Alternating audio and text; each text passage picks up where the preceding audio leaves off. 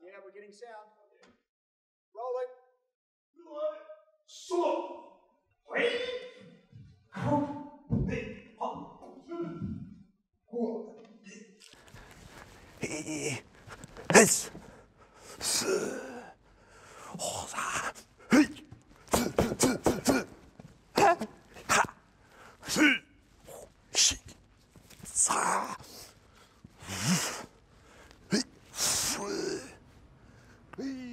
Waouh.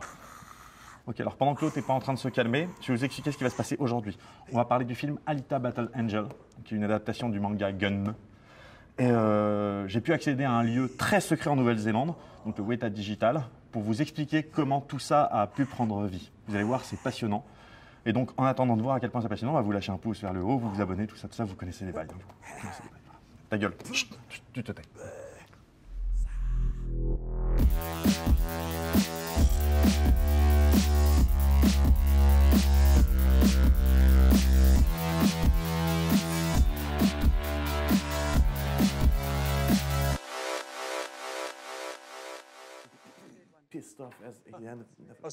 Je suis sur le point, dans une certaine mesure, d'entrer dans le sein des saints. Façon de parler, bien sûr, mais je ressens ce que devaient ressentir les gars qui visitaient ILM à la fin des années 70. Mais bon, je vais un peu vite là, 2 secondes. Il faut un petit peu de contexte. J'ai été contacté en octobre dernier par la 20th Century Fox qui m'a fait une proposition qui ne se refuse pas. Aller visiter les locaux de Weta Digital en Nouvelle-Zélande et discuter avec les gens qui ont fait le film Alita Battle Angel, qui est l'adaptation au cinéma du manga Gun de Yukito Kishiro, film produit par James Cameron, John Lando et réalisé par Robert Rodriguez. Leur idée était la suivante. Selon eux, ce film exploite de façon inédite la performance capture. Vous savez, cette technologie qui permet d'enregistrer totalement la performance d'un comédien ou d'une comédienne et de la retranscrire intégralement sur un personnage 100% virtuel. Du coup, ma mission, si je l'acceptais, était la suivante. Me rendre en Nouvelle-Zélande, discuter avec les gens qui ont rendu ce projet possible, tester moi-même la technologie, mesurer son potentiel et restituer le tout sous la forme d'une vidéo. Vous pensez bien qu'évidemment j'ai refusé. Non, je déconne.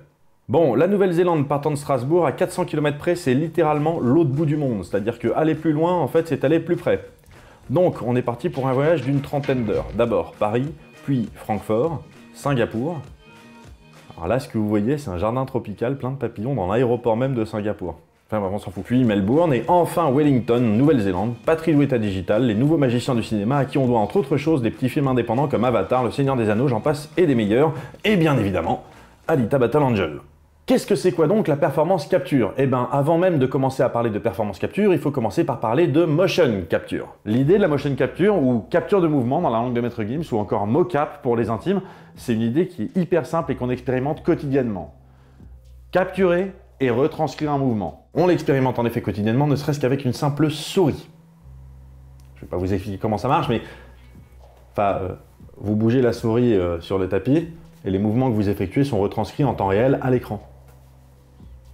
Ça va, vous suivez? Au cinéma, la mocap, c'est un peu le même principe.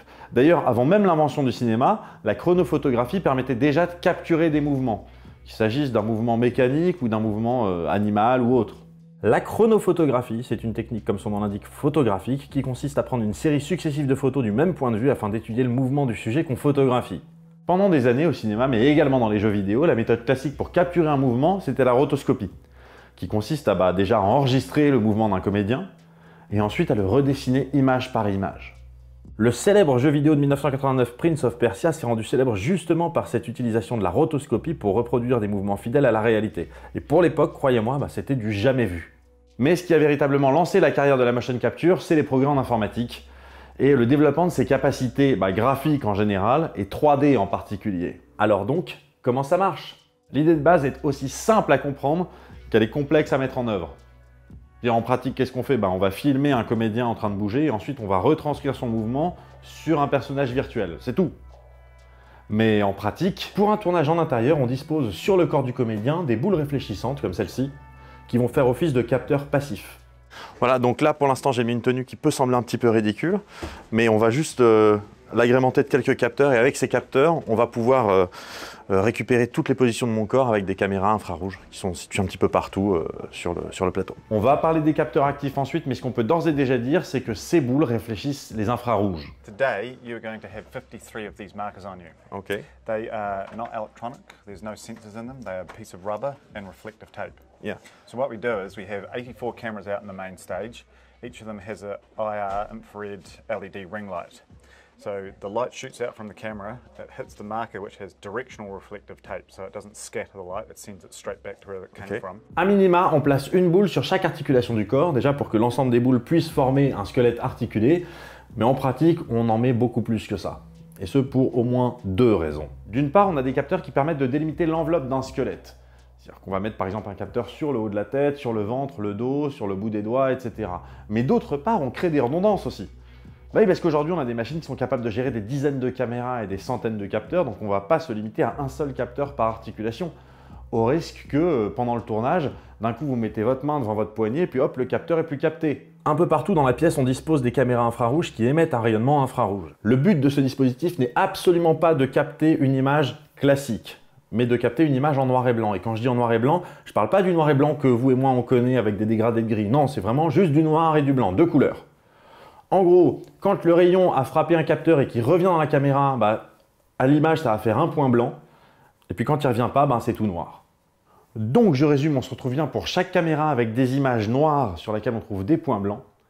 Et les points blancs correspondent à la position des capteurs du point de vue de la caméra qui enregistre. Multipliez les caméras et les angles de vue et là, vous pouvez positionner chaque point dans un espace 3D. Et c'est à ce moment-là que les ordinateurs rentrent en jeu. Et pas qu'un peu. Parce que le rôle des ordinateurs à ce stade, c'est d'être capable de reconnaître les capteurs de chaque image. C'est-à-dire que vous avez des images qui viennent de 50 caméras différentes et l'ordinateur doit être capable de dire ce point blanc-là, c'est le point du haut de la tête et ce point blanc-là, c'est le point du genou droit, etc.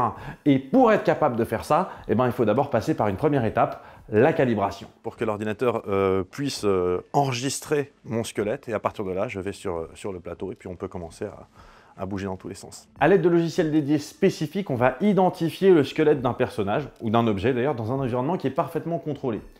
Je dis aussi d'un objet parce que, effectivement, quand vous avez un comédien qui doit tenir un fusil, ben en pratique, ce qui va se passer, c'est qu'on va lui filer un objet en mousse qui va avoir vaguement la forme d'un fusil, qui va être à l'échelle et tout, et qui va avoir ses propres capteurs. Et le logiciel sait identifier ces capteurs-là comme étant les capteurs de l'objet fusil. Voilà, mais pour un comédien, ce qu'on fait, c'est qu'on lui fait prendre la pose en T, hein, c'est une pose voilà, où il se met en forme de T. So we call this a T pose, and it is not a T. It used to be a T. Now we start with our hands together just to loosen up, relax, not think about anything, and make that pose. It's pretty good. Just bring your arms up a bit. Yep, and elbows in a bit. Yep, and then hands back around a touch. Good. Fingers together and looking straight. Ce qui est la pose la plus évidente pour être sûr de bien capter chaque capteur de façon bien distincte. Voilà, on ne va pas se planter entre celui du coude et celui de la taille, puisque tout est bien, voilà, donc avec les jambes un peu écartées et tout.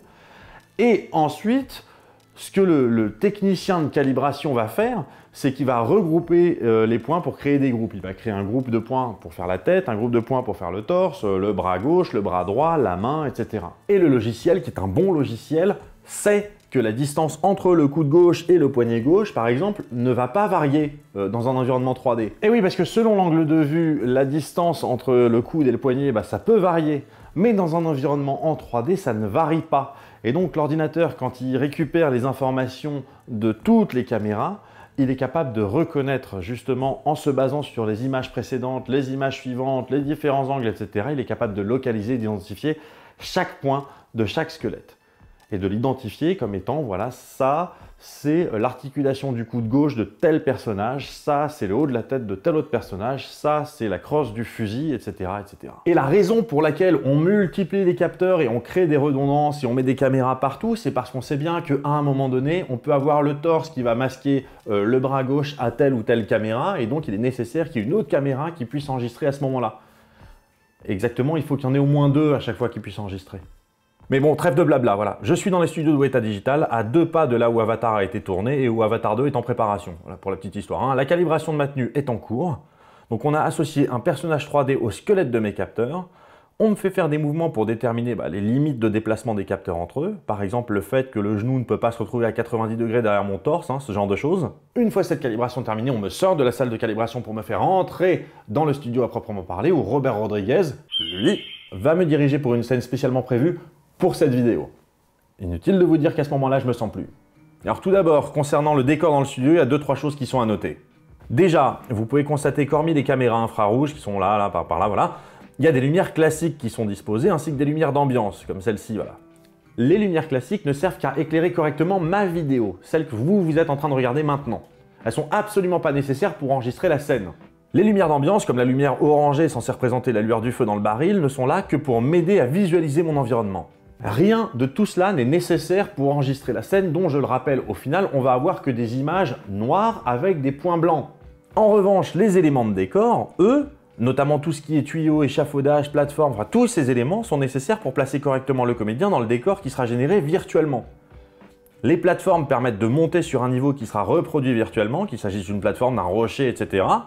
Les échafaudages représentent des murs et divers débris que le personnage ne peut pas traverser. Notez que dans le studio, ils sont ajourés au maximum pour pas cacher les capteurs aux caméras. Bref, voilà de quoi il va s'agir. We're gonna start you up on the ramp. You're gonna come down and move through the environment, take your time, show the attitude of the character. As you get up to around here, Alan's gonna come out of the pipe. Grishka's gonna come out of the pipe. Ike's gonna walk you through the fight choreography here. Cool, yeah. So once we get up here, this is a good mark to be at when Grishka appears. So when Alan appears, react a bit, get into a fighting pose, ready to fight.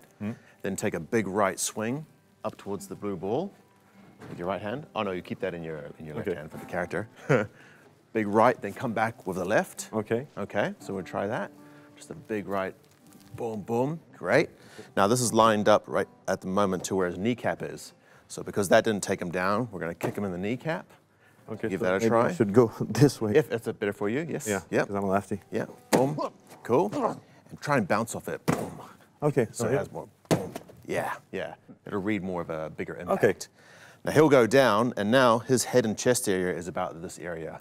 So we can kick him again, or we can take a swipe at him at this point, so whatever you kind of feel. Could go with them. Oh, go with an elbow, why not? Yeah, there you go. go for MMA, cut him open. So that'll take him down. And you know what, if he gets up again, we've got a few props here we can use. This is probably the best There you thing go, to use. take it, do it. Guitar. We'll pick up the Get guitar. inside the that's the guitar. You light it on Light it on fire. With the two... Two heads, yeah. The two next, so you can light it on fire. So you Yeah, can and be sure to light it on fire because it'll hurt. hit him with the flaming guitar. And then you can smack him and take him down for real. On est prêt à tourner la scène avec 2 autres comédiens qui eux aussi ont été calibrés dans leur tenue de performance capture. Wow, stop! Motion capture ou performance capture?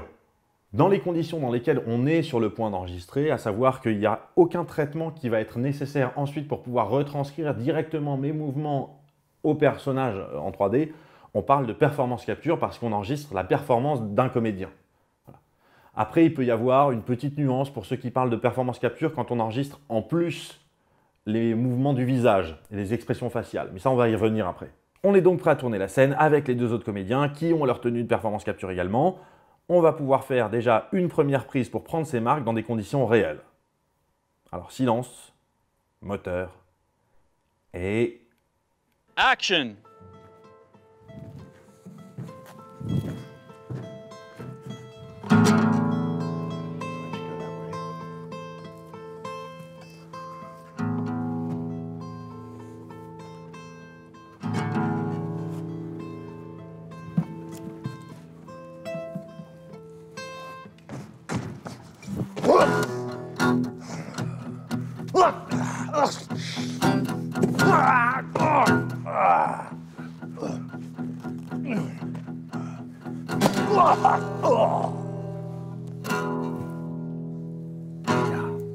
Excellent. Cut!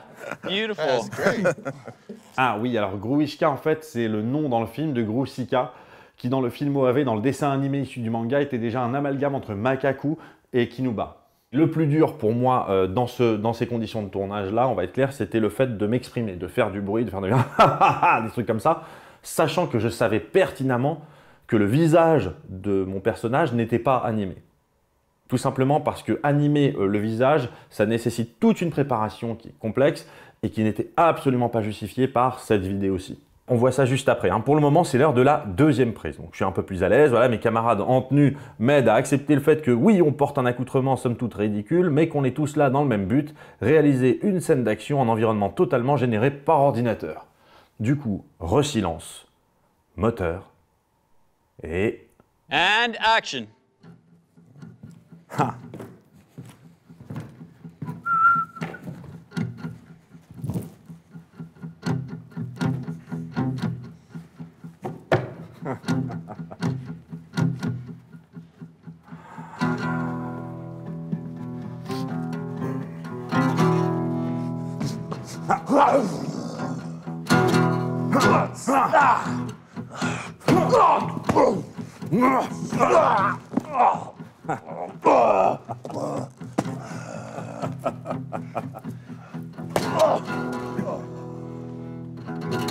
That was awesome, man. Cut.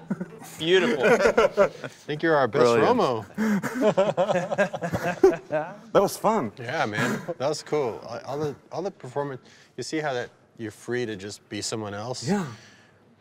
And we're able to capture that performance. If when it's really just you're making it up, right, as you go. You're not thinking about it a lot, so it's very pure, and we can keep that now. And I can go get other shots later. I can get the camera over here because we got your performance. We can keep replaying this performance, and I can put the camera anywhere. This is just a generic camera we have on now. Look at this.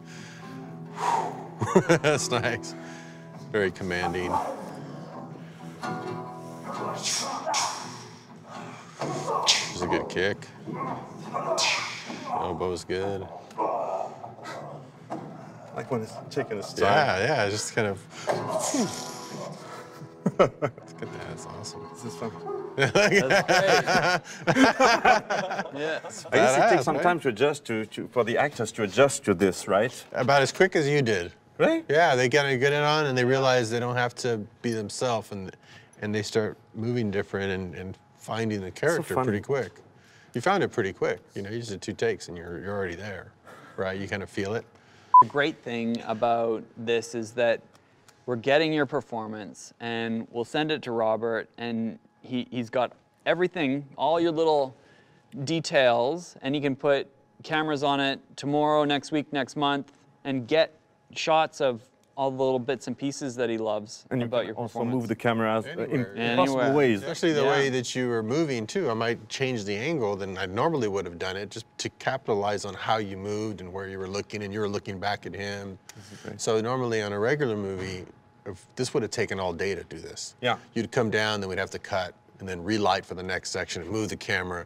So your energy would have to be split up like 20 times. Et du coup, donc, la capture des visages et des expressions faciales, comment on fait? The facial capture. We didn't so we're get not, that. Yeah, we And didn't you get your were face. doing some great Yeah. stuff with your face. We would have gotten all of that. Yep. If we had put in all the dots Yeah, I on saw your with face. the animators yesterday how they That's right. recreate the face from the performance of Rosa. Yeah. Yep. That's insane. Yeah, and the great thing is that your facial performance and your body performance are intrinsically linked. So having those, capturing both of those things, all the great stuff that you're doing, we give that connected performance to Robert. Yeah, because even though I mean, even only when I breathe, I move my face and I move my body Yep. accordingly. So yes. Yeah, all those subtle details are what make that performance beautiful.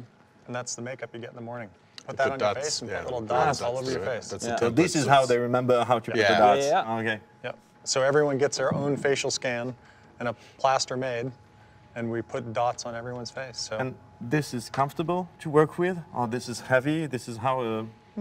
it's not bad. It's got a titanium rod in it, and it's got a little bit of weight to it. You And About get as light as they could get it used to it. currently. You get used to it, I guess. Yeah. You get used to it, yeah. And we want it to be, it needs to be solid. Like that's got to stay in the same place. That's right. So you that it can't be always is the same. vibrating around too much. So it's like wearing a bike helmet, really. So Okay. you sort of forget about it. La différence majeure avec le reste de la performance capture, c'est que là, pour le coup, la caméra ne filme que des points noirs sur le visage, pour une raison qui est simple, c'est que comme la caméra est fixe par rapport au visage, bah, du coup, ces points-là ne se déplacent pas en profondeur, ils se déplacent que dans un espace en 2 dimensions. We used to have just one camera, and now we do 2 cameras. And the reason we do that is so that we can triangulate the dot's position in depth. So we understand, you know, the projection of shapes as well as When just did you switch where to they're 2 moving cameras? for this. Oh, this is the first time? Yeah. So even on the that's Apes good to movie, know. you just had 1 camera? Just 1 camera. And you had trouble with that depth? That's, you don't understand depth because you're just looking at a single flat image. Si la capture de mouvement a été une révolution des effets spéciaux au cinéma, c'est véritablement la capture de l'expression faciale qui a totalement changé la donne. Quand on voit le chemin parcouru entre le tout premier film intégralement réalisé en mocap, Pôle Express de Robert Zemeckis, et des films plus récents comme Avatar ou le reboot de La Planète des Singes, c'est clair que non seulement il y a eu un progrès technologique énorme, mais en plus il y a un savoir-faire qui s'est vraiment développé, qui a énormément progressé, que ce soit du côté des techniciens, des comédiens, des graphistes, enfin de toutes les personnes qui sont impliquées là-dedans. On a largement dépassé l'ère du synthétique. Pour paraphraser John Lando, donc producteur d'Alita Battle Angel, mais également producteur d'Avatar, depuis Avatar, on sait faire du photoréalisme. Ça, on sait faire, voilà. Mais ce qu'on avait encore du mal à faire jusqu'à maintenant, c'était de l'humain photoréaliste. Une des ambitions d'Alita Battle Angel est là. Donner vie au personnage d'Alita, donc que les fans de manga connaissent sous le nom de Gali, donc lui donner vie sans aucune once d'ambiguïté. Avec en plus une particularité dans le cas d'Alita Battle Angel qui est qu'on adapte un manga. Et qu'on souhaite respecter le matériau originel. Je le précise parce que c'est pas toujours le cas. Hein. Quand on adapte un manga, on respecte pas toujours le matériau originel. Je vais pas balancer de nom, mais voilà quoi. ロード・イージェス監督のまさかねロード・イージェス監督がメガホンを取るとはね聞くまではびっくりしたんですけど驚いたんですけどすごく好きな監督で。 Et du coup, comment est-ce que la technologie peut nous aider à respecter le manga d'origine? Je résume. On a donc un décor partiellement réel, mais qu'on peut intégralement reconstituer sur ordinateur de façon ultra réaliste. On a également des personnages qui sont tout aussi ultra réalistes alors qu'ils sont créés par ordinateur de la tête aux pieds, mais ces personnages sont interprétés par des vrais comédiens, avec une différence supplémentaire, qui est que quand on a besoin pour une scène d'avoir un comédien ou une comédienne qui doit faire une acrobatie ou un mouvement un petit peu dangereux, eh ben on le remplace par un ou une cascadeuse qui va effectuer le mouvement dans une tenue de mocap pareil, et l'avantage c'est que derrière à l'ordinateur, on peut relier le tout sans aucune coupe apparente. Ainsi, par exemple, Rosa Salazar, qui joue le rôle d'Alita, peut être remplacée sur certains bouts de scène par une cascadeuse.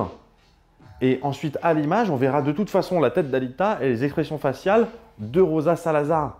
Et tout ça se fait sans aucune coupe, sans rien qui choque à l'image. Je veux dire, c'est complètement seamless. Seamless, ça veut dire sans couture. C'est genre... Mais en plus de ça, puisqu'on a toute la performance des comédiens, à savoir les mouvements de leur corps et les mouvements de leur visage enregistrés image par image dans un ordinateur, eh ben on peut se permettre de confier le tout à des animateurs spécialisés qui vont pouvoir, le cas échéant, altérer cette performance. C'est ainsi que sur Alita Battle Angel, parfois, les animateurs ont pu modifier la posture de tel ou tel personnage à la main pour que ça colle mieux à la mise en scène originelle de Kishiro. Voire, ils ont pu, comme ça, permettre de réanimer certaines parties pour que ça colle pile poil aux cases du manga. Et pour les avoir rencontrés, enfin une partie d'entre eux, parce qu'ils étaient plus de 200 sur la fin du film. Voilà, donc pour les avoir rencontrés, les animateurs qui ont bossé sur ce film connaissent le manga. Et sont fans pour certains d'entre eux depuis la première publication.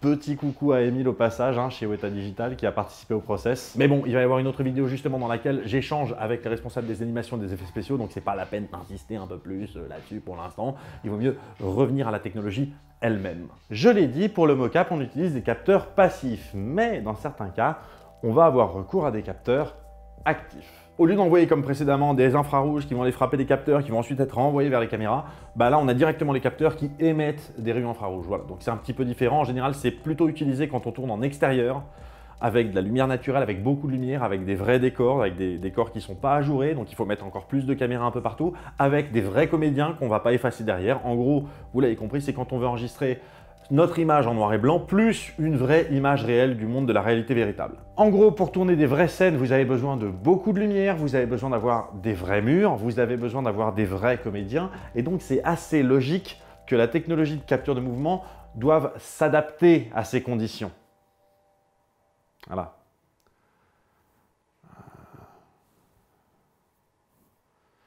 Quoi d'autre? Il y a encore un autre truc hein, qui est crucial quand on est dans un environnement intégralement restitué par ordinateur. Si vous regardez la scène que j'ai effectuée chez Weta Digital, il y a une question que vous êtes en droit de vous poser. Où est la caméra qui filme? On peut placer la caméra où on veut, ça c'est déjà une chose intéressante, mais en plus de ça, on peut placer la caméra quand on veut, c'est-à-dire qu'on peut bouger la caméra une fois que la scène a été enregistrée pour la placer où on veut en fonction de la scène qui a été enregistrée. Non seulement ça, mais en plus on peut placer 300 caméras si on veut. On peut mettre une caméra drone qui survole la scène, on peut avoir une caméra grue, un steadicam, une caméra à l'épaule, on peut avoir un grand angle, un téléobjectif, on peut placer une caméra à 1 mm de la peau d'un personnage, on peut la placer à 500 mètres, on fait ce qu'on veut. Et une technologie marrante qui avait déjà été utilisée au temps d'Avatar, c'est la technologie de la caméra dite virtuelle. En gros, la caméra, pour la placer, ce qu'on peut faire, c'est aller dans le logiciel et positionner la caméra, comme on le fait dans n'importe quel logiciel 3D. Mais un autre truc qu'on peut faire et qui est marrant, c'est d'aller dans une pièce vide, prendre une caméra virtuelle en fait, qui est figurée par un écran de retour avec des manettes, et en fait voir dedans la scène exactement comme n'importe quelle technologie de réalité virtuelle, sauf qu'en plus, on va enregistrer les mouvements qu'on fait avec cet écran de retour, qui figure une caméra virtuelle, ce qui fait qu'on va pouvoir se déplacer dans la scène, se déplacer réellement dans la scène virtuelle. Lorsque j'ai fait ce machin, au début, j'étais un petit peu embêté parce que j'arrivais pas à avoir exactement la précision que je souhaitais, parce que je voulais un mouvement qui soit parfaitement synchronisé sur la scène, avec des mouvements précis et tout. Enfin, vous me connaissez, voilà, j'étais un petit peu dans le... etc. Voilà, donc déjà d'une, il faut un petit peu d'expérience pour la prise en main de ce machin-là. Et il y a un truc qui me turlupinait. Et oui, j'ai bien dit turlupinait. C'est que la scène, je la trouvais pas vraiment dynamique. Alors, pas tout à fait comme si elle était au ralenti, mais pas loin. Et les techniciens m'ont expliqué que c'était parfaitement normal d'avoir ce sentiment-là, puisque la scène que je voyais se dérouler donc avec cette caméra virtuelle, en fait, se déroulait à 90% de sa vitesse réelle, afin justement de me permettre de plus de temps de réaction. Et du coup, j'ai réfléchi et puis je leur ai dit hey, « mais YOLO, passez-la moi à 10% de sa vitesse réelle !» Et là, pardon, mais quand vous allez 10 fois plus vite que l'action que vous êtes en train de filmer, non seulement vous êtes capable de faire des mouvements de fou qui sont impossibles à effectuer en vrai, mais du fait que vous êtes en train de les effectuer en vrai, ces mouvements sont naturels. Et vous n'avez pas le côté artificiel qu'on a dans les logiciels de 3D et qu'on s'évertue à masquer justement en recréant des faux tremblements et des choses comme ça. Et puis ce qu'il faut savoir, c'est que c'est un processus qui est sans fin. C'est-à-dire qu'une fois que vous avez fait le mouvement que vous voulez, vous pouvez revenir sur la scène, corriger les trucs qui ne vont pas, changer la focale, changer d'objectif en cours de route, modifier le diaphragme, vous pouvez faire ce que vous voulez, comme vous le souhaitez. Mais soyons clairs sur un truc, parce que c'est important, la vraie révolution technologique, c'est sur le fait de pouvoir faire incarner ces personnages complètement synthétiques par des vrais comédiens et des vraies comédiennes. La vraie révolution, elle est dans l'interfaçage sans aucune couture apparente entre le réel et le digital. Voilà, c'est tout pour moi. Je voulais absolument partager cette expérience totalement au-delà du réel avec vous. Je voulais remercier bien sûr la 20th Century Fox pour cette opportunité, ainsi que les équipes de Weta Digital pour leur temps et leur disponibilité. Je déconne absolument pas quand je dis que ces gens-là, c'est comme les gens de chez ILM à la fin des années 70. Je veux dire, c'est la magie du cinéma aujourd'hui, elle se passe là-bas. Et je mesure la chance que j'ai eue de pouvoir rentrer dans ces locaux, c'est pas rien déjà, et de pouvoir discuter avec autant de personnes là-bas. Évidemment, encore une fois, un grand merci à John Lando, à Robert Rodriguez et à Rosa Salazar pour le temps qu'ils m'ont accordé.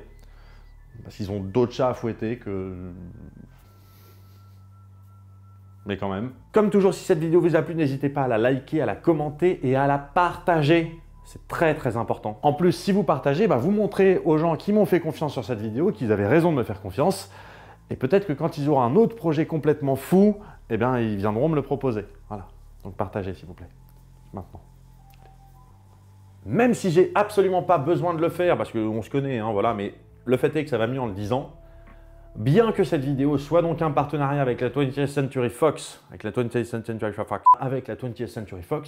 j'ai bien moi-même écrit cette vidéo comme je le souhaitais. D'ailleurs, à ce jour, j'ai pas encore vu le film Alita Battle Angel en entier. Je l'ai pas vu terminer le film. En revanche, j'en ai déjà vu 20-25 minutes. Donc je suis bien incapable de vous dire si ce film va être bon ou mauvais. En revanche, ce que je peux d'ores et déjà vous dire, et là sans prendre aucun risque, c'est que d'une, ils ont été très respectueux du matériau d'origine. De deux, la techno envoie du très très lourd. Et de trois, quand on voit les gens qui ont bossé dessus, enfin, je veux dire, le film a tout le potentiel nécessaire à être un grand film. Donc à voir, voilà.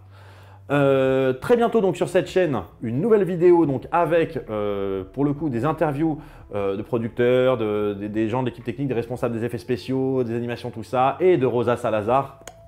D'ici là bien sûr, faites-vous plaisir, restez curieux et prenez le temps d'y penser.